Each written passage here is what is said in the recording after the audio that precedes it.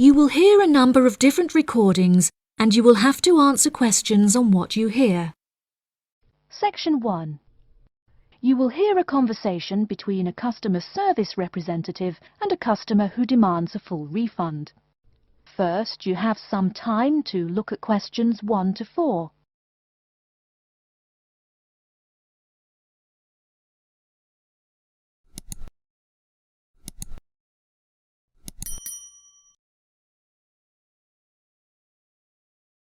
You will see that there is an example which has been done for you.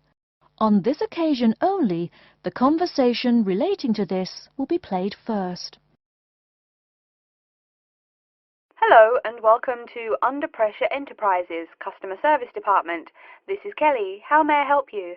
Yes, I'm calling about one of your rice cookers I just purchased. The customer says that he is calling about one of the rice cookers he just purchased.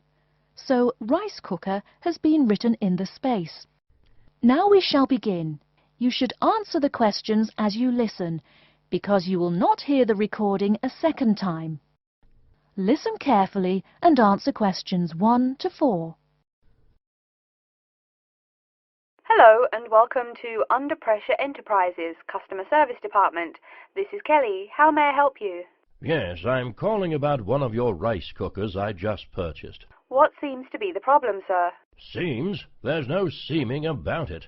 The blasted thing shoots hot steam all over the place, that's what. It nearly scalded my hand when I went to open it. Why, it could have killed the cat or something. It could have exploded and killed my wife and me.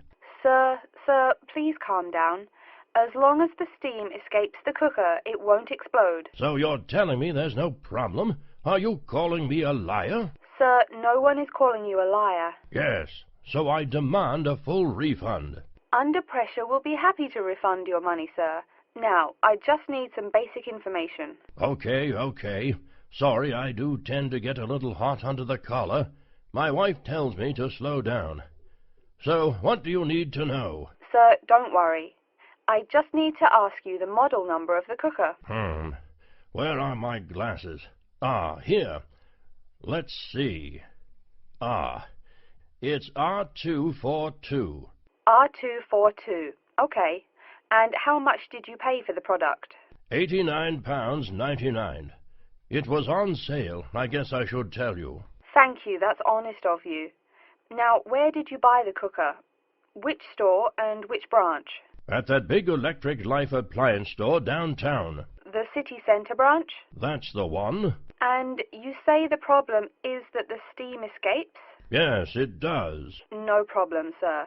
If there's steam escaping, clearly the cooker is broken or defective.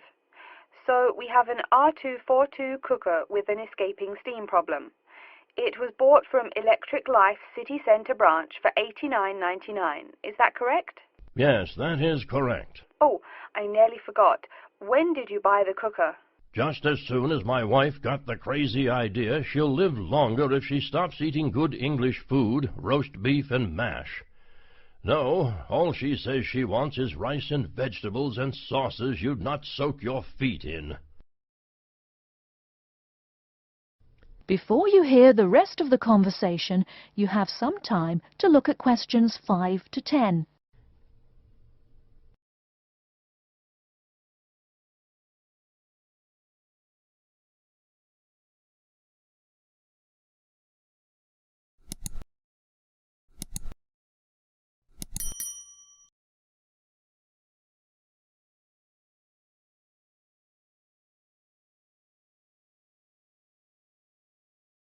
Now listen and answer questions 5 to 10. Sir, when did you buy it? Oh, there I go again. Let's see. We bought it just 6 months ago. We hardly use it either. But 6 months? Is that too long? I mean, for the warranty? Very well. That's well within the warranty period. Now, what's your name and address? Name and address? What for? Sir, it is company policy. If you want your money, you must inform me. Money, you say?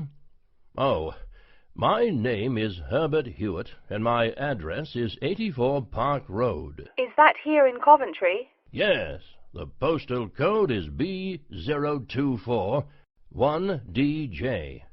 But I don't think sending things in the mail is very secure or very efficient. I mean... Don't worry, Mr. Hewitt, don't worry. We can credit the money to your credit card. You do have one, don't you? Yes, that's how we paid for the cooker. Oh, yes. We still have the number on the computer. I only need to ask your card's expiry date. I'm afraid I never give that sort of information out. I mean, once you have that, anyone could go charging things and... Sir, I said your expiry date, not your card's password. Oh, yes. Foolish me. Of course, you didn't say password. Let's see. That will be April 2008. April 2008. Very well. Your card still has nearly 2 months left to go. We'll get that refund right to you, probably by 5 o'clock this evening. You had better. If I don't get my money... Wait. Yes, I know I'm losing my temper again. I really am sorry.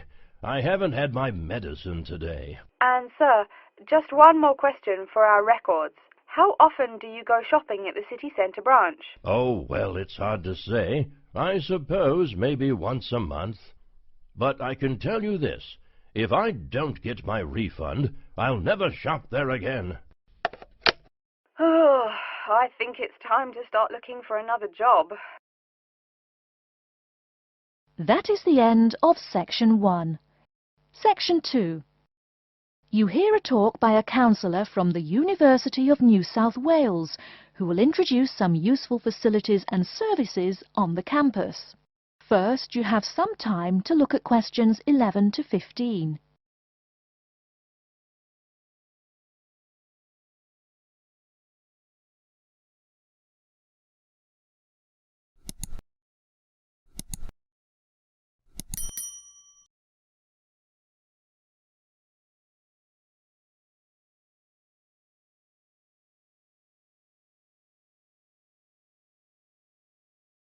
Now, listen carefully and answer questions 11 to 15. Hello everyone, and welcome to the University of New South Wales. The first thing I'd like to do at today's orientation session is get you all oriented. That means tell you the location of some useful facilities and services. So, first of all, take out the maps we gave you all as you came in the door. The map is the big yellow sheet of paper. As you can see on the map, north is at the top, south at the bottom, etc. Which way is north? Well, look through that window on my left, your right. See the rising sun? That would have to be east. So north must be directly behind me. Now, we're at the campus main gate. The recreational facilities are on my right hand, and its opposite is the student centre. No questions? Good. Pretty easy, right? Okay. Did everyone eat breakfast at the student food service this morning? Was the food good? Yes, I am joking. I've eaten there too. So, after a meal like that, you must be eager to go to a doctor, right? Well, I have good news for you. The Student Health Centre is located about half a kilometre straight north of here. Look on your maps. You see the street on the east side of this building, Ned Kelly Avenue? Just follow that about 500 metres and the health centre will be on your left at the 3rd cross street. Now, I know you all just got here, so you must be wondering how to tell your folks you've arrived safely, how much you miss the dog, and how you already need more money. If you don't have an iPhone, you probably are wondering where to find a computer. Well, I have good news. If you go straight out of its door and walk down the garden street, you'll see the internet unit on your left side, just next to the gym. The hours are posted on the door, and the computers are free, but you must bring your student ID card with you. Like I tell everyone, if you need help with anything, you can probably find right here in the student centre. Do you see the 4 buildings there between the student centre and the library? Those are the dormitories. The men's dorms are the 2 on the south, the women's the 2 on the north. Okay, I'm sorry to have to tell you, but the university has been doing a lot of repairs and remodeling, and it's not all done yet. So there may be some small problems with your dorm rooms. Maybe the window doesn't open. Maybe an air conditioner is missing or does not work. If there are any problems, you can go to the complaint office, which is right beside the teaching building between the Parker Street and the Cramer Street. Just tell them your problem, and they should have it fixed by the time you graduate in 4 years. I'm joking, but please be patient. There are a lot of little things they need to take care of. Tired of the school food? No? Give it a week. Or maybe you just need a place to get coffee in the wee hours of the night during one of those marathon study sessions. Either way, you definitely have to check out the little cafe just past the women's dormitories. They've got free Wi-Fi, so a lot of students saddle up with coffee and a bagel for hours on end to get work done. Before you hear the rest of the talk, you have some time to look at questions 16 to 20.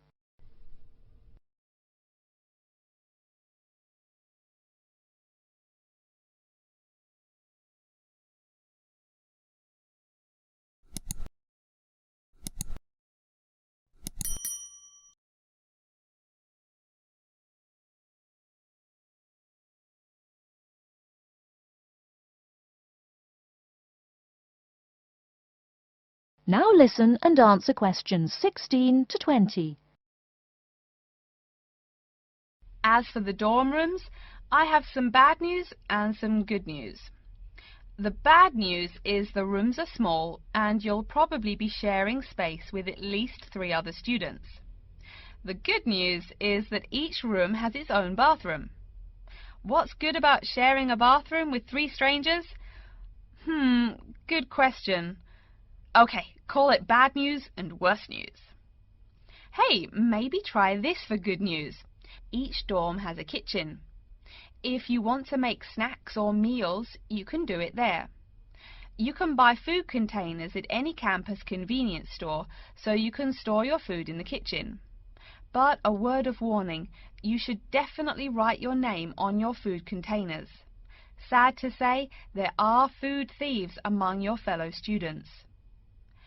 Speaking of thieves, a word about security. I mean, this is Australia, and we do get drunken bush rangers wandering onto campus. Each of you will be given a key for your dorm room. Don't lose it. You have to pay for any replacement and fill out a bunch of papers too. Red tape, huh? Your key does not work for the front door of your dorm, however. To the right of each door, there's a keypad with numbers. When you move in, they will tell you the code you use to enter the door. Please do not tell the code to people who do not live in the dorm. Let's see. Have I forgotten anything? Oh yes, most of you are not rich, correct? So when your clothes get dirty, you can't just throw them away and buy new ones. That means you have to learn to do laundry. Or, men, that means you have to hurry up and get married. If you decide to wash those clothes and not get married, there are laundries in each dorm. Where? Oh, I almost forgot to tell you. The laundry for each dorm is in the basement. Some real good news this time if you're a student, it is free. You do have to buy your own soap, however. The laundry closes, by the by, at 11:30. And now that I've mentioned 11:30, please remember, the dorm doors are locked at 11:30 p.m. Your code will not work. If you want to get in, you'll have to call the night watchman. Don't worry, you can get that number at the dorm office. Yes, the dorm office and the complaint office are the same office. All right then. Before we continue, are there any questions? That is the end of Section 2. Section 3. You will hear 2 students called Betty and Bruce talking to Professor Dundee about their own presentation. First, you have some time to look at questions 21 to 24.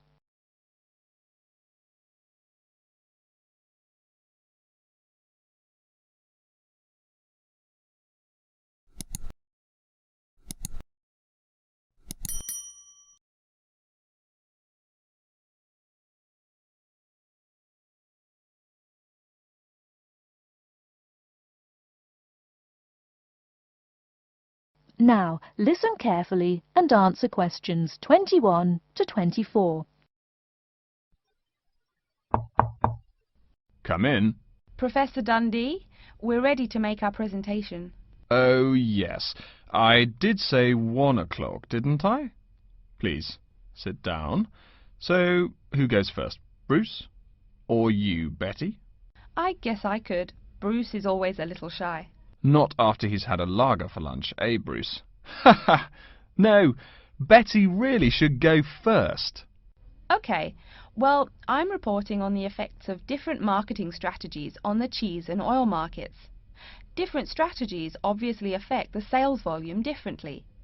I looked at the sales in 2 countries, New Zealand and Colombia.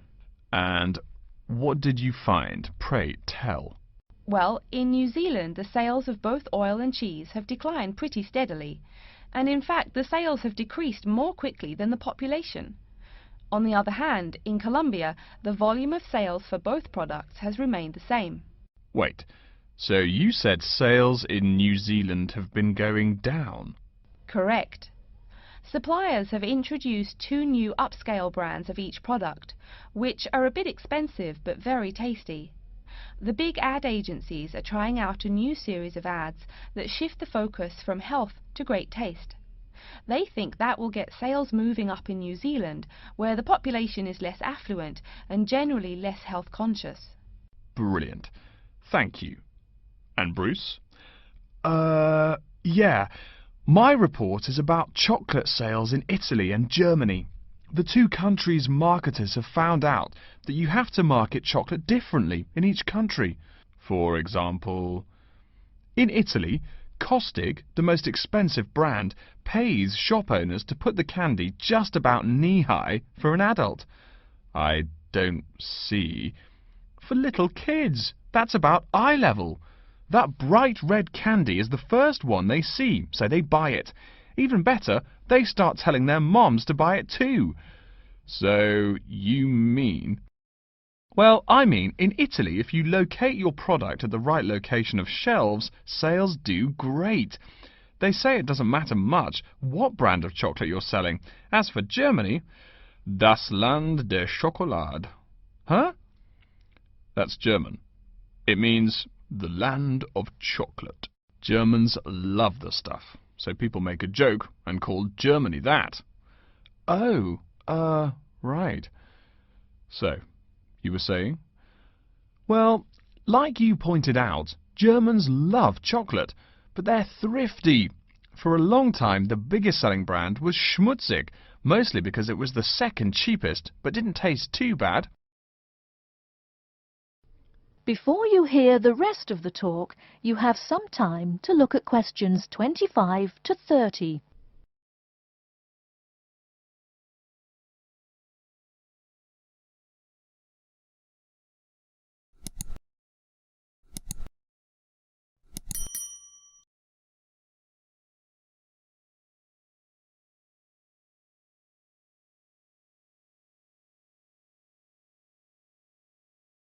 Now listen and answer questions 25 to 30. Again, brilliant. A pretty good job, both of you. Tell me, what do you plan to investigate next week? I'm especially interested in the effects of colour on sales of products, so I'll be looking at ads for cosmetics and cleaning products in the local market. You know, like the distinct orange colour of Mr. Muscle, lavatory cleaning products. And you, Bruce? I'm focusing on the effects of different containers on sales of cookies, so I'm going to look into packaging for cookies and how the materials they use will affect the image, and in turn, sales. You know, most containers are paper, but some expensive cookies come in metal boxes. The shiny metal boxes catch people's attention, and the image remains in the memory longer. Well, it sounds like you two are all set. But as always in this course, I urge you both to pay much more attention to the advertisement extensions. That's often the key. All right? Any questions for me before you go? No, I think I'm all set. Thanks. Me too. Thanks, Professor Dundee. See you later. That is the end of Section 3. Section 4. You will hear an introduction of the exhibition named 2 Centuries of the Bike. First, you have some time to look at questions 31 to 40.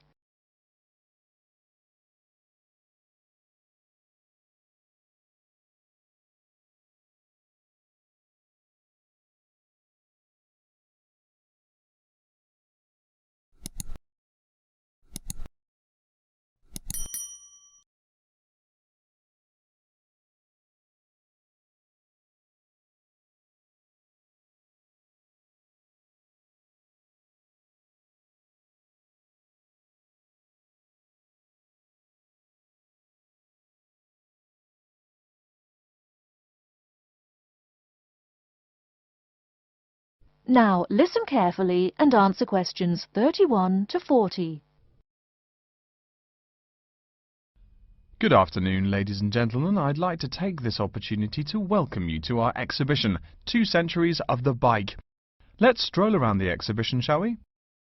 Although there were a few early efforts back in the 1700s, you didn't really see many bikes till, say, the 1830s in England. Bikes were a response to the rapid growth of cities early in the 19th century. Cities like London were getting too big to walk across. The early bike let people travel with less effort than walking. Plus, a bike was a lot cheaper than a horse. Think of it. No one invented a bike for, 5,000 years of human history. Why did people do it then? Probably because this was the start of the machine age.